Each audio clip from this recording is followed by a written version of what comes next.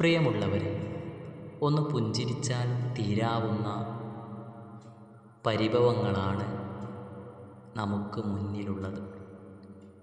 എന്നാൽ നാം ആരും തന്നെ മനസ്സറിഞ്ഞൊന്ന് പുഞ്ചിരിക്കാൻ ശ്രമിക്കുന്നില്ല.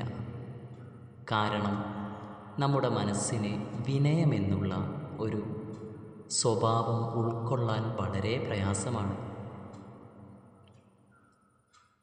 അന്യൻ്റെ മുഖത്ത് നോക്കി മനസ്സറിഞ്ഞൊന്ന് പുഞ്ചിരി കൊടുക്കുക എന്നുള്ളത് അവന് വല്ലാത്തൊരു അനുഭൂതി നൽകും.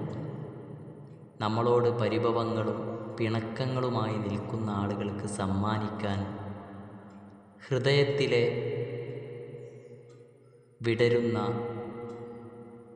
ആ പുഞ്ചിരി ചുണ്ടുകളിലൂടെ ഉതിരുമ്പോൾ